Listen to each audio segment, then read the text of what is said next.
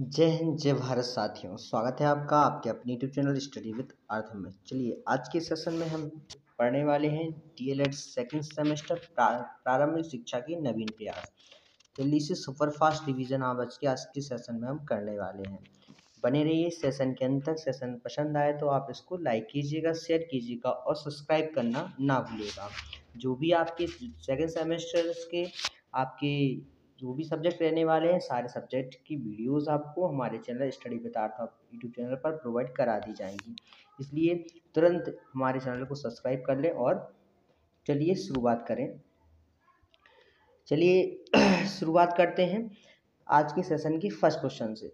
पहला क्वेश्चन है, राष्ट्रीय पाठ्यचर्या की रूपरेखा 2005 नामक दस्तावेज तैयार करने के लिए संचालन समिति गठित की गई थी के अध्यक्ष कौन थे? तो अध्यक्ष थे प्रोफेसर यशपाल। कौन थे? Professor Yashpal. Operation black book योजना कब लागू की गई? तो ऑपरेशन ब्लैक बोर्ड जो योजना थी वह लागू की गई थी 1987 से 1988 तक। कब की गई थी? 1987 से 1988 तक। ऑपरेशन ब्लैक बोर्ड योजना का उद्देश्य क्या था? ऑपरेशन ब्लैक बोर्ड योजना का उद्देश्य प्राथमिक विद्यालयों में पाठ्य सामग्री तथा शिक्षण उपकरण जैसी न्यूनतम आवश्यक सुविधाओं की व्यवस्था को सुनिश्चित करना था। अगला क्वेश्चन है, सेवारत अध्यापकों का विस्तृत अभिविन्यास कार्यक्रम पी मोस्ट पी मोस्ट का उद्देश्य क्या था? तो राष्ट्रीय शिक्षा नीति 1986 की मूल संतुतियों से अवगत कराना इस कार्यक्रम का उद्देश्य था। यानी कि जो 1986 की राष्ट्रीय शिक्षा नीति थी उसके बारे में लोगों को अवगत कराना ही इसका उद्देश्य था। ठीक है। SPOT कार्यक्रम का पूरा नाम क्या है? स्पॉट का पूरा नाम क्या है? तो स्पॉट का पूरा नाम है प्राथमिक अध्यापकों का विशेष अनुस्थापन कार्यक्रम। क्या है? प्राथमिक अध्यापकों का विशेष अनुस्थापन कार्यक्रम इसका पूरा है। ठीक है। SOPT किस स्तर के अध्यापकों हेतु संचालित किया जाता है? तो यह जो है यह प्राथमिक स्तर के अध्यापकों द्वारा संचालित किया जाता है। किस स्तर के अध्यापकों द्वारा संचालित किया जाता है? ये प्राथमिक स्तर के अध्यापकों द्वारा संचालित किया जाता है।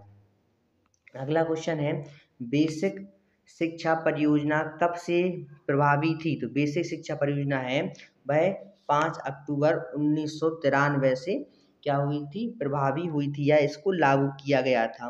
बेसिक शिक्षा परियोजना के कितने अंग होते हैं? तो बेसिक शिक्षा परियोजना के कुल 3 अंग होते हैं।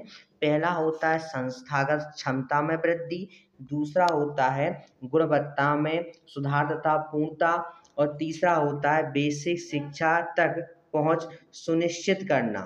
ठीक है। अगला क्वेश्चन है, नई शिक्षक प्रशिक्षण संस्थाओं को विकसित करने का दायित्व किसे सौंपा गया?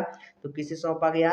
यह दायित्व प्रत्येक जिले के जिला शिक्षा एवं प्रशिक्षण संस्थान डाइट पर इसको डाइट को ये दायित्व सौंपा गया। जैसे आपको पता होगा, जैसे पीएनपी है तो पीएनपी की क्या है? पीएनपी ने क्या बना दी है? डाइट बना दी है। जैसे बरुआ सागर डाइट है, जालौन डाइट है, तो ये क्या बना दी गई हैं? डाइटें बना दी गई हैं। ठीक है। DPEP का पूरा नाम क्या है? तो इसका है डिस्ट्रिक्ट प्राइमरी एजुकेशन प्रोग्राम। ठीक है। इसको क्या कहते हैं? जिला प्राथमिक शिक्षा कार्यक्रम यानी डिस्ट्रिक्ट प्राइमरी एजुकेशन प्रोग्राम। ठीक है। जिला प्राथमिक शिक्षा कार्यक्रम कब प्रारंभ किया गया? तो ये इसकी शुरुआत कब हुई? इसकी शुरुआत हुई थी 1944 में। कब शुरुआत हुई इसकी? 1944 में इसकी शुरुआत हुई। स्कूल रेडीनेस कार्यक्रम का अर्थ क्या है? तो स्कूल रेडीनेस कार्यक्रम का अर्थ है इसको तैयार करना। क्या है? विद्यालय शिक्षा की तैयारी। क्या कहते हैं इसको? स्कूल रेडीनेस को क्या कहते हैं? विद्यालय शिक्षा की तैयारी। इसको एक और नाम भी कहते हैं, इसको कहते हैं विद्यालयोन्मुख कार्यक्रम। क्या कहते हैं? विद्यालयोन्मुख कार्यक्रम भी कहते हैं। क्या कहते हैं? विद्यालयोन्मुख कार्यक्रम भी इसे कहा जाता है। पी पोस्ट कार्यक्रम का मुख्य उद्देश्य क्या है? तो पी पोस्ट जो कार्यक्रम है इसमें मूल संतुतियों द्वारा अवगत कराया जाता है। किसकी मूल संस्तुतियों द्वारा अवगत कराया जाता है? राष्ट्रीय शिक्षा नीति 1986 के माध्यम से शैक्षिक की जो मूल संस्तुतियां हैं उनसे क्या कराया जाता है? अवगत कराया जाता है। NPEGEL कार्यक्रम का मुख्य उद्देश्य लिखिए। मुख्य उद्देश्य क्या है? शिक्षा से वंचित बालिकाओं का स्तर सुधारना। क्या है इसका? शिक्षा से वंचित बालिकाओं का स्तर सुधारना। राष्ट्रीय बाल श्रम परियोजना कब संचालित हुई तथा इसका मुख्य लक्ष्य क्या था? तो यह संचालित हुई नवीं पंचवर्षीय योजना में। कब? नवीं पंचवर्षीय योजना में हुई 1997 से 2002 तक। लक्ष्य बाल श्रमिकों का पुनर्वास व बाल श्रम की समस्या दूर करना। ठीक है। कस्तूरबा गांधी बालिका विद्यालय का संक्षिप्त परिचय दीजिए। तो जो कस्तूरबा गांधी बालिका विद्यालय है ये क्या है? ये आवासीय विद्यालय है। क्या है? आवासीय विद्यालय है। बालिकाओं हेतु कस्तूरबा गांधी आवास बनवाना। ये आवासीय विद्यालय, यहाँ पे केवल बालिकाओं को शिक्षा दी जाती है इस विद्यालय के माध्यम से। DPEP का परियोजना के कार्यक्रम क्या है? तो प्राथमिक शिक्षा का विस्तार, विद्यालय में बच्चों का ठहराव। ठीक है। कलकत्ता मदरसा किस सन में खुला? इसकी स्थापना किसने की? तो कलकत्ता जो मदरसा है यह 1781 में खुला था। कब खुला था? 1781 में खुला था। जो प्रथम गवर्नर जनरल थे आप सभी को पता होगा, वॉरेन हेस्टिंग्स। तो कलकत्ता मदरसा इन्होंने प्रारंभ किया था। ठीक है। वॉरेन हेस्टिंग्स ने क्या किया था? कलकत्ता में मदरसा प्रारंभ किया था। कब किया था? 1781 में। संपूर्ण साक्षरता अभियान के अंतर्गत सर्वप्रथम साक्षर होने वाला राज्य कौन सा है? केरल। सर्वप्रथम साक्षर होने वाला राज्य कौन सा है? केरल। आप सभी से ऐसा भी क्वेश्चन अगर पूछ लिया जाए कि जनगणना 2011 के अनुसार संपूर्ण साक्षरता अभियान के में सर्वप्रथम साक्षर होने वाला राज्य कौन सा है? तो केरल है। ठीक है। संपूर्ण साक्षरता अभियान के संचालन के लिए कौन कौन से अधिकार उत्तरदायी हैं? तो जिला शिक्षा समितियां, शैक्षिक संगठन तथा अन्य अभिकरण जैसे विश्वविद्यालय अनुदान आयोग, श्रमिक विद्यापीठ एवं नेहरू युवा केंद्र आदि भी महत्वपूर्ण भूमिका निभाते हैं। सर्व शिक्षा अभियान प्रदेश के सभी जनपदों में कब से संचालित किया जाता है? ये 2002 से संचालित किया जाता है। सर्व शिक्षा अभियान को वित्तीय सहायता कहाँ से प्राप्त होती है और उनकी सहभागिता का प्रतिशत क्या है?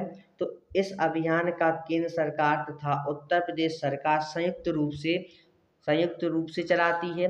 भारत सरकार में 65% तथा राज्य सरकार में 35% इसकी सहभागिता है। ये सर्व शिक्षा जो अभियान है इसमें भारत सरकार की 65% और राज्य सरकार की 35% क्या है? सहभागिता रहती है। NPEGEL इसका पूरा नाम क्या है? National programme of education for girls and elementary level क्या है? तो इस कार्यक्रम के अंतर्गत बालिका शिक्षा व्यवस्था को अधिक सुदृढ़ करने का प्रयास किया जाता है। उनकी उपस्थिति, ठहराव व प्राथमिक शिक्षा की पूर्णता सुनिश्चित कराई जाती है। हंटर कमीशन द्वारा माध्यमिक शिक्षा के क्षेत्र में कौन सी आर्थिक प्रणाली लागू की जो आज भी प्रचलित है? तो कौन सी? अनुदान प्रणाली। कौन सी? अनुदान प्रणाली। भारतीय शिक्षा को लॉर्ड कर्जन की किन्हीं दो प्रमुख देनों का उल्लेख कीजिए। तो कौन कौन सी देन है? केंद्रीय शिक्षा विभाग की स्थापना और भारतीय विश्वविद्यालय आयोग की स्थापना। कोठारी आयोग की नियुक्ति का मुख्य उद्देश्य क्या था? तो कोठारी आयोग की नियुक्ति का मुख्य उद्देश्य था, एक कोठारी आयोग की ऊपर हमने एक पूरी डिस्क्रिप्टिव वीडियो बनाई हुई है जो कि हमारे यूट्यूब चैनल पे ही डली हुई है। आप अगर कोठारी आयोग को अच्छे से, केवल कोठारी आयोग को ही समझना चाहते हैं तो आप उस वीडियो को अच्छे से देख सकते हैं। कोठारी आयोग की क्या है? शिक्षा के राष्ट्रीय स्वरूप व शिक्षा के समस्त स्तरों के संबंध में सिद्धांत व नीतियां बनाना। ठीक है। अगला क्वेश्चन है, नई शिक्षा नीति 1986। देखो अभी नहीं, अभी तो 2020 की शिक्षा नीति आ गई है। ठीक है। लेकिन क्वेश्चन से हो सकता है पूछ ले, लेकिन नई शिक्षा नीति के बारे में भी एक वीडियो हम बना देंगे तो उस पर भी आपको अच्छे से पकड़ करके जाना है। किन्हीं दो प्रमुख विशेषताओं का वर्णन कीजिए। तो पहली विशेषता क्या है? शैक्षिक अवसरों की समानता और केंद्र सरकार की भागीदारी। प्रोफेसर यशपाल समिति किस प्रमुख समस्या के लिए गठित की गई थी? तो प्रोफेसर यशपाल समिति छात्रों के शैक्षिक बोझ को कम करने के लिए और अधिगम स्तर को सुधारने के लिए गठित की गई थी। NPEGEAL का क्षेत्रीय क्षेत्र बताइए। तो कहाँ कहाँ तक ये फैला हुआ है? तो महिला साक्षरता के शैक्षणिक दृष्टि से पिछड़े विकास खंड 10% से कम साक्षरता वाले विकास खंड तथा चयनित शहरी मलिन बस्तियों तक का ये इनका इतने एरिया में क्षेत्र में रहती हैं। स्कूल चलो अभियान किन स्तरों पर आयोजित किया गया है? तो स्कूल चलो अभियान जनपद स्तर पर और ब्लॉक स्तर पर, ग्राम स्तर पर आयोजित किया जाता है। स्कूल चलो अभियान कब चलाया जाता है? तो स्कूल चलो अभियान 1 जुलाई से 31 जुलाई तक चलाया जाता है। कब से? 1 जुलाई से 31 जुलाई तक चलाया जाता है। कस्तूरबा गांधी बालिका विद्यालय योजना के क्या उद्देश्य क्या क्या हैं? तो बालक बालिकाओं के प्रति समदृष्टि विकसित करना, बालिकाओं के नामांकन व ठहराव को सुनिश्चित करना तथा बालिकाओं को गुणवत्ता युक्त शिक्षा की उपलब्धता हेतु प्रयास करना। ठीक है। कस्तूरबा गांधी बालिका विद्यालय योजना कब से प्रारंभ हुई थी? यह सन 2004 और 2005 से प्रारंभ हुई थी। बालक बालिकाओं के अधिकारों के हनन को क्या कहते हैं? तो बालक बालिकाओं के अधिकारों के हनन को बाल श्रम कहते हैं। क्या कहते हैं? इनके अधिकारों के हनन को बाल श्रम कहा जाता है। मध्याह्न भोजन मिड डे मील बोलते हैं। मध्याह्न भोजन योजना की आवश्यकता क्यों हुई है? तो विद्यालय में बच्चों का ड्रॉप आउट होने के कारण, बच्चे क्या थे, बच्चे की पढ़ाई क्या करते, ड्रॉप का मतलब क्या होता है? ड्रॉप आउट मतलब पढ़ाई को अपने बीच में ही छोड़ देना। ठीक है। ड्रॉप आउट के कारण ही क्या करते, मध्याह्न भोजन योजना यानी मिड डे मील शुरुआत की गई। मध्याह्न भोजन योजना केंद्र सरकार द्वारा कब से लागू की गई? तो मध्याह्न भोजन योजना जो 15 अगस्त 1995 से लागू की गई। कब से? 15 अगस्त 1995 से मिड डे मील योजना शुरू की गई, 15 अगस्त 1995। बाल अधिकार कब से और किसके द्वारा निर्धारित किया गया? तो बाल अधिकार जो संयुक्त राष्ट्र संघ 10 दिसंबर 1950 को लागू किया गया था। शिक्षा अधिकार अधिनियम की कोई विशेषता लिखिए। तो शिक्षा अधिकार अधिनियम की विशेषता, पहली विशेषता क्या है?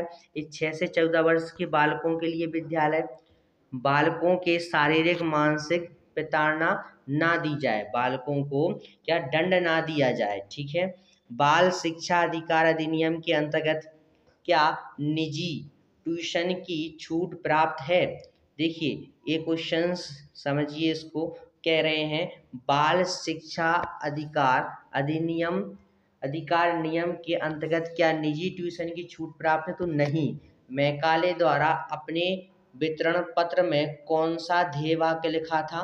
तो इन्होंने लिखा था, एक अच्छे यूरोपीय पुस्तकालय की एक अलमारी का साहित्य भारत व अरब का संपूर्ण साहित्य के समान है। क्या है? संपूर्ण साहित्य के समान है। चलिए अगला क्वेश्चन है, बनारस संस्कृत कॉलेज कब और किसके द्वारा प्रारंभ हुआ? तो जो बनारस संस्कृत कॉलेज था, यह 1791 में डंकन के प्रयासों द्वारा इसे प्रारंभ किया गया था। राधा कृष्णन आयोग की नियुक्ति कब की गई? तो राधा कृष्णन आयोग की नियुक्ति 4 नवंबर 1948 को की गई थी। कब की गई?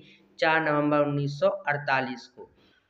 भारतीय शिक्षा आयोग 1882 को अन्य किस नाम से जाना जाता है? तो 1882 का आयोग है उसे हंटर कमीशन के नाम से भी जाना जाता है और भारत शिक्षा आयोग 1882 के नाम से भी जाना जाता है। लॉर्ड कर्जन कब भारत आए थे? तो लॉर्ड कर्जन 1889 में, जनवरी 1889 में भारत में लौटकर आए थे। ठीक है। भारतीय विश्वविद्यालय आयोग की नियुक्ति कब हुई? तो भारतीय विश्वविद्यालय आयोग की नियुक्ति 1902 में हुई। कब हुई? 1902 में हुई। भारतीय विश्वविद्यालय अधिनियम कब पारित हुआ? तो भारतीय विश्वविद्यालय अधिनियम सन 1904 में पारित हुआ। कब पारित हुआ? सन 1904 में करजन की सरकार ने भारतीयों की परवाह न करते हुए भी भारतीय विश्वविद्यालय अधिनियम पारित कर दिया। भारतीय विश्वविद्यालय अधिनियम के अनुसार विश्वविद्यालय का कार्यक्षेत्र कैसा हो गया? तो विश्वविद्यालय का कार्यक्षेत्र अधिक व्यापक कर दिया गया, क्योंकि वे अब परीक्षा लेने के साथ साथ शिक्षण कार्य भी कर सकते थे। क्या कर सकते थे? परीक्षा लेने के साथ साथ शिक्षण कार्य भी कर सकते थे। राष्ट्रीय शिक्षा नीति 1992 का क्या तात्पर्य है? 1992 का क्या तात्पर्य है? तो राष्ट्रीय शिक्षा नीति से तात्पर्य वह नीति जो किसी राष्ट्र विशेष में शिक्षा के आधार, मापदंडों एवं शैक्षिक गतिविधियों के सफल एवं दीर्घकालिक परिणामपरक उत्थान को स्थापित करती है। राष्ट्रीय शिक्षा नीति 1992 में व्यावसायीकरण को उचित माना या नहीं? तो शिक्षा का व्यावसायीकरण करना एवं इस संदर्भ में माध्यमिक शिक्षा स्तर के पाठ्यक्रम में व्यावसायीकरण पर विशेष बल देना माना गया। ठीक है। वैज्ञानिक तथा प्रविधिक परिवर्तन के विषय में राष्ट्रीय शिक्षा नीति 1992 क्या कहा गया? तो आधुनिक युग में विभिन्न वैज्ञानिक में एवं प्राधिक परिवर्तन के संदर्भ में जनशक्ति को जागृत करना एवं उनके उपयोग के लिए शिक्षा के विभिन्न स्तरों पर छात्रों की जानकारी प्रदान करना।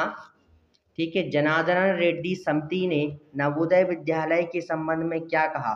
तो जनार्दन रेड्डी जो समिति थी, उन्होंने नवोदय विद्यालय के संदर्भ में कहा कि नवोदय विद्यालय योजना जारी रखी जाए एवं प्रत्येक जनपद में एक नवोदय विद्यालय की स्थापना की जाए। विद्यालयों की गुणवत्ता के संदर्भ में जनार्दन रेड्डी समिति ने क्या कहा? तो जनार्दन रेड्डी समिति ने कहा कि समस्त विद्यालयों की गुणवत्ता को प्रत्येक स्तर पर सुधारना चाहिए एवं विद्यालय स्तरों पर फैली विषमताओं को दूर करने की आवश्यकता है। इन्होंने जनार्दन रेड्डी जो समिति थी, उन्होंने कहा। देखो, समिति जो होती है वो काफ़ी एक समूह होता है 5-10 लोगों का, तभी वो मिला के एक समिति बनाई जाती है। लेकिन उसका हेड जो है, जैसे जनार्दन रेड्डी समिति, तो इसके जो जनार्दन रेड्डी होंगे वो मुख्य अध्यक्ष के तौर पे कार्य करेंगे। आंगनबाड़ी कार्यक्रम के विषय में जनार्दन रेड्डी ने क्या कहा? तो आंगनबाड़ी कार्यक्रम को और अधिक मजबूत बनाया जाए, बच्चों की देखभाल एवं परिवार कल्याण, पोषण व स्वास्थ्य को बेहतर बनाने के लिए उपाय खोजे गए। ठीक है। नव साक्षरों के विषय में रेड्डी समितियों ने क्या कहा? तो नव साक्षरों के विषय में सतत विकास कार्यक्रम चलाए जाने की आवश्यकता है। साक्षरता अभियान को और अधिक गतिशील बनाए जाने की आवश्यकता है। प्रोफेसर यशपाल समिति किस समस्या के लिए गठित की गई थी? तो प्रोफेसर यशपाल समिति जो जीवन पर्यंत स्व अध्ययन तथा कौशल विकसित करने की क्षमता निर्माण, समिति अधिगम की गुणवत्ता में सुधार करते हुए सभी स्तरों के स्कूली छात्रों, विशेषकर छोटे बच्चों पर पढ़ाई के बोझ को कम करने के उपाय में सलाह देना था। हमारी शिक्षा व्यवस्था की बड़ी त्रुटि क्या है? तो हमारी शिक्षा व्यवस्था की एक बड़ी त्रुटि यह भी है कि अधिक पढ़ाई कराई जाती है, परंतु बच्चे बहुत कम सीखते या समझते हैं। जिस बोझ को हम अध्ययन कराना चाहते हैं वह क्या है? तो हम जिस बोझ को अध्ययन कराना चाहते हैं वह केवल ना भौतिक बोझ है, बल्कि सीखने का बोझ भी है, जो भी स्थानों पर विभिन्न प्रकार के विद्यालयों में पढ़ने वाले सभी बच्चों पर रहता है और है। चलिए, प्राथमिक शिक्षकों का विशेष अनुस्थापन कार्यक्रम SOPT किस वर्ष प्रारंभ किया गया? तो भारत सरकार के मानव संसाधन विकास मंत्रालय के अंतर्गत प्राथमिक विद्यालय के अध्यापकों के विशेष अनुस्थापन हेतु चलाई जा रही योजना को SOPT के नाम से जाना जाता है। इस कार्यक्रम का आरंभ 1993 से 94 में किया गया। SOPT कार्यक्रम में प्रति वर्ष कितने प्राथमिक अध्यापकों को प्रशिक्षित करने का लक्ष्य लिया गया था? तो प्रति वर्ष 4.5 लाख प्राथमिक अध्यापकों को प्रशिक्षित करने का लक्ष्य प्रति वर्ष का था। यह योजना कब की 1993 से 94 में कार्यक्रम शुरू किया गया। उत्तर प्रदेश बेसिक शिक्षा परियोजना का मुख्य उद्देश्य क्या था? तो इस परियोजना के अंतर्गत 300 की आबादी तथा 1.5 किलोमीटर की दूरी पर प्राथमिक विद्यालय वैकल्पिक केंद्रों को खोलना शामिल किया गया तथा लगभग 5000 की ग्रामीण क्षेत्रों की आबादी पर सतत शिक्षा की सुविधा प्रदान करना भी शामिल था। उत्तर प्रदेश बेसिक शिक्षा परियोजना का मुख्य कार्य बताइए। तो इसके अंतर्गत राज्य, जनपद तथा स्थानीय स्तर पर विभिन्न इकाइयों के माध्यम से पूरे राज्य 6 से 14 वर्ष के 100% बच्चों का नामांकन कराना तथा विद्यालय सुविधाओं का नियोजन एवं प्रबंधन करना शामिल था। DPP परियोजना के दो प्रमुख कार्य बताइए। तो इसकी परियोजना के भौतिक एवं अकादमिक क्षेत्रों में क्षमता संवर्धन करना, प्राथमिक क्षेत्र का विस्तार करना, विद्यालयों में बच्चों का ठहराव बढ़ाना तथा उनके हास्य अवरोध में कमी लाना।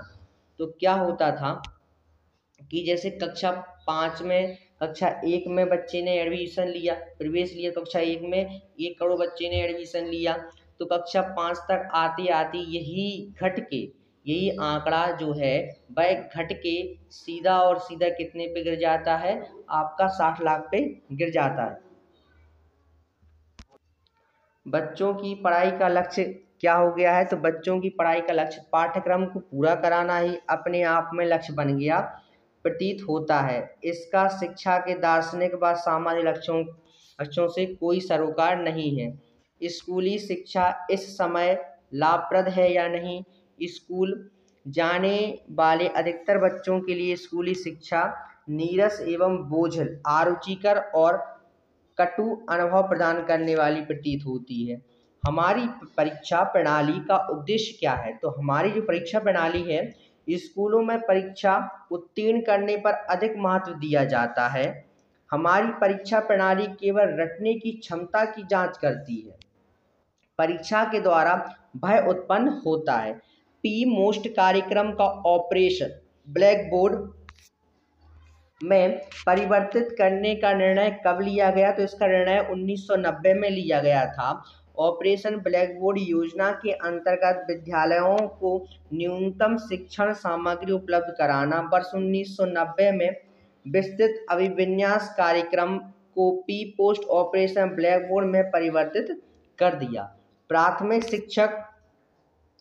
शिक्षकों का विशेष अनुस्थापन कार्यक्रम किस वर्ष लागू किया गया? तो ये लागू किया गया था 1993-94 में। तो भारत सरकार की मानव संसाधन विकास मंत्रालय के अंतर्गत प्राथमिक विद्यालय के अध्यापकों के विशेष अनुस्थापन हेतु चलाई जा रही आयोजित योजनाओं को SOPT के नाम से जाना जाता है। इस कार्यक्रम का आरंभ वर्ष 1993-94 से किया गया। DPP परियोजना के उद्देश्य क्या है? 6 से 11 वर्ग के सभी बच्चों को 100% विद्यालयी सुविधाएं उपलब्ध कराना, सामान्य वर्ग की तुलना में बालकों को अपवंचित वर्ग से बच्चों का विद्यालयों में नामांकन कराना, धारणा एवं संप्राप्ति को 5% तक कम करना। विद्यालयी शिक्षा की तैयारी क्या थी? तो अंतर्राष्ट्रीय बाल वर्ष के परिप्रेक्ष्य में राष्ट्रीय शिक्षा अनुसंधान और प्रशिक्षण परिषद नई दिल्ली द्वारा विद्यालयी शिक्षा की तैयारी का कार्यक्रम विकास किया गया। इस कार्यक्रम का मुख्य उद्देश्य 6 वर्ष की आयु के सभी बच्चों को स्कूली शिक्षा के लिए तैयार करना। इसके लिए प्राथमिक विद्यालयों में प्रथम 6 सप्ताह से 8 सप्ताह तक का समय निर्धारित किया गया। संपूर्णतः साक्षरता अभियान का प्रेरक वाक्य क्या है? तो एक पढ़ाएं एक। इस अभियान का प्रेरक वाक्य है एक पढ़ाएं एक। वेरी इंपॉर्टेंट है ये, एक पढ़ाएं एक। चलिए अगला क्वेश्चन, प्राथमिक स्तरीय राष्ट्रीय बालिका शिक्षा योजना की संकल्पना कब की गई? तो इसकी संकल्पना सितंबर 2003 में की गई थी। कस्तूरबा गांधी बालिका विद्यालय किन बालिकाओं का प्रावधान है? तो यह बालिका शिक्षा के अंतर्गत से बाहर की बालिकाओं, विशेषकर शाला त्यागी बालिकाओं हेतु कस्तूरबा गांधी आवासीय बालिका विद्यालय की स्थापना का प्रावधान है। आरंभिक बाल्यकाल शिक्षा और बाल माध्यम प्रयोगशाला परियोजना ECCE किसकी सहायता से चलती है? तो यूनिसेफ की वित्तीय सहायता से राष्ट्रीय शैक्षिक अनुसंधान और प्रशिक्षण परिषद NCERT राष्ट्रीय शैक्षिक अनुसंधान और प्रशिक्षण परिषद के निर्देशन में यह योजना 10 राज्यों में चलती है। ECCE योजना किन किन राज्यों में चलती है? कुल 10 राज्यों में चलती है। अभी अभी बताया हमने। पहला बिहार, गोवा, कर्नाटक, मध्य प्रदेश, महाराष्ट्र, नागालैंड, उड़ीसा, राजस्थान, तमिलनाडु और आपका अच्छा प्रदेश उत्तर प्रदेश। ठीक है, उत्तर प्रदेश। कुल 10 राज्यों में यह योजना को चलाया जाता है, सक्रिय किया जाता है। ऑपरेशन ब्लैकबोर्ड योजना के क्रियान्वयन का मूल्यांकन कब किया गया? तो 1992 में इसका मूल्यांकन किया गया। ऑपरेशन ब्लैकबोर्ड योजना का उद्देश्य क्या था? तो ऑपरेशन ब्लैकबोर्ड योजना का उद्देश्य विद्यालयों में कमरों, पाठ्य सामग्री तथा शिक्षण उपकरण जैसी सुविधाएं उपलब्ध कराना।